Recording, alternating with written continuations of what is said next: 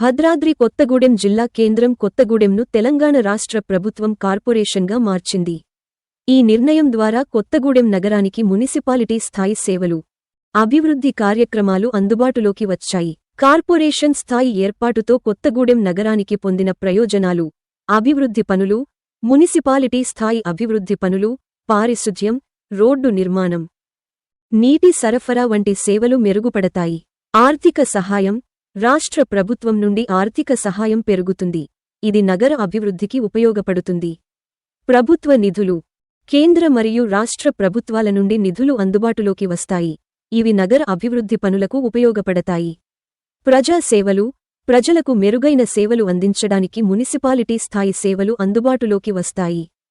ఈ విధంగా కొత్తగూడెం కార్పొరేషన్ స్థాయి ఏర్పాటుతో నగర అభివృద్ధి, ప్రజా సేవలు మెరుగుపడతాయి. కొద్ది రోజుల్లో మూడో నగరం కూడా అవుతుంది, సుజాత నగరం. థర్డ్ సిటీ అంటారే, ఇప్పుడు హైదరాబాద్ ఫోర్త్ సిటీ లాగా ఈ మూడింటిని కలిపి మనం కార్పొరేషన్ ని ఏర్పాటు చేసుకోవటం చాలా సంతోషంగా ఉంది. ఈ సందర్భంగా మన నియోజకవర్గ ప్రజలందరికీ, మన కొత్తగూడెం జిల్లా ప్రజలందరికీ నేను శుభాకాంక్షలు తెలియజేస్తా ఉన్నాను.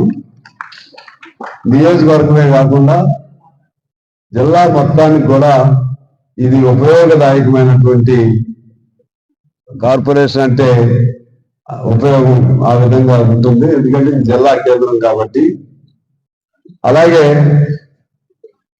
మనకి ఇంత సహకారం అందించినటువంటి ముఖ్యమంత్రి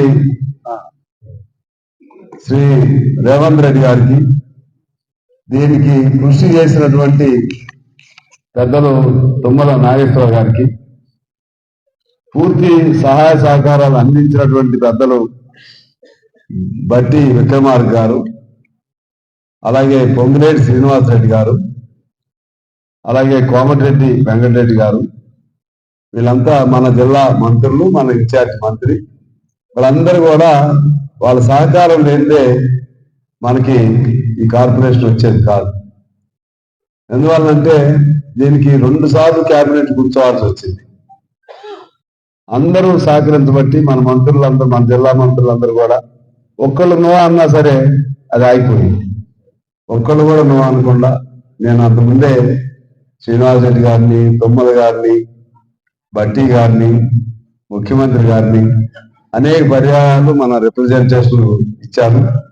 ఆ రోజు మన క్యాబినెట్ ముందు కూడా అందరిని కలిసి చెప్పారు. ఆ రోజు మన రేపు క్యాబినెట్ అనగా శ్రీనివాసరెడ్డి గారు వచ్చారు, ఆ రోజు కూడా చెప్పడం జరిగింది. ఆ విధంగా అందరి సహకారంతో మనం కార్పొరేషన్ ని సాధించుకోవడం జరిగింది. ఈ సందర్భంగా కొంతమందికి సందేహాలు ఉన్నాయి. వాటిని నివృత్తి చేయవలసినటువంటి బాధ్యత నా పైన ఉంది.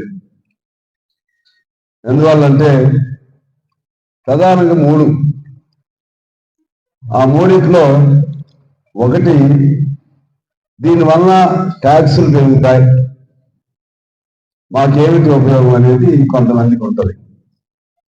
నేను మనం చేసేది ఏంటంటే, మీ ద్వారా ఎప్పుడైనా సరే పట్టణీకరణ, నాగరికీకరణ జరగకుండా తప్పదు. ఖచ్చితంగా పెరిగే కొద్దికి పట్టణాలు అవుతాయి. మరి అంతకుముందు కూడా మరి మున్సిపాలిటీ లేదు మనకి. అప్పుడు కూడా మున్సిపాలిటీ వచ్చిన ప్రతి సందర్భంలో కూడా ఇదే ఆలోచన వస్తూ ఉంటుంది. కార్పొరేషను అంటే నగరం అయిన సందర్భంలో కూడా ఇదే ఆలోచన వస్తూ ఉంటుంది. కాబట్టి అభివృద్ధి అనేది మన సామాజిక నడకలో, సామాజిక గమనంలో అభివృద్ధి అనేది ఒక ఎసెన్షియల్, అత్యావశ్యకమైనటువంటి భాగం. దానిలో భాగంగానే ఇవాళ ట్యాక్సులు అనేది మనం అనుకున్నంత భరించలేనంత ట్యాక్సెస్ ఉండవు. అది నేను స్పష్టం చేయదలుచుకున్నాను. ఖమ్మం చూస్తున్నాం, ఉంది కదా, మనం ఖమ్మం మనకంటే పెద్దది కదా. అక్కడ వాళ్ళు భరించగలుగుతున్నారు, మనకి అంత కూడా ఉండదు. ఆ టౌన్ బట్టి, ఆ వాతావరణాన్ని బట్టి కొద్దిగా వయా మీడియా టౌన్స్ లో కూడా, కార్పొరేషన్ లో కూడా మన మున్సిపాలిటీ చూస్తాం A grade, B grade, C grade లాగా. అలా మనకి ఇంకా ఆ గ్రేడ్ అవలా, కాబట్టి ట్యాక్సులకి ఇబ్బంది ఉండదు. ఒకవేళ కొద్దిగా జరిగిన కార్పొరేషన్ పేరుతో మనకు వచ్చే నిధులు, విపరీతమైన నిధులు వస్తాయి. ఎందుకంటే సెంట్రల్ గవర్నమెంట్ కూడా వీళ్ళకి ఇన్ని ఉన్నాయి ఎలా ఇవ్వాలని అనుకోవడం కుదరదు. నిబంధన కార్పొరేషన్ స్పెషల్ ఫండ్ ఇవ్వాల్సిందే, రాష్ట్ర ప్రభుత్వం ఇవ్వాల్సిందే. ఇప్పుడు గ్రామ పంచాయతీలు ఎక్కువ ఎందుకు చేస్తున్నారు చెప్పండి? గ్రామ పంచాయతీలకు కూడా ఇన్ని పంచాయతీలను లెక్కేసుకుని ఇస్తారు, ఇంత జనాభాని లెక్క కాదు. ఎక్కువ జిల్లాలు ఎందుకు చేస్తారు చెప్పండి? ఎక్కువ జిల్లాలకు కూడా అంతే, సెంట్రల్ గవర్నమెంట్ ఆ లెక్కలు ఉంటాయి. ఆ విధంగా కార్పొరేషన్ వలన మనకి నిధులు ఎక్కువ రావడానికి వీలుంటుంది. నెంబర్ 1. నెంబర్ 2, ఆ నిధులు దాని వలన అభివృద్ధి మరింతగా, ఇప్పుడేమో ఇరుకు అభివృద్ధి ఉంటుంది, అంటే ఇప్పుడు ఇరుకుతో కూడిన అభివృద్ధి, అంటే పూర్తి స్థాయి కాని అభివృద్ధి.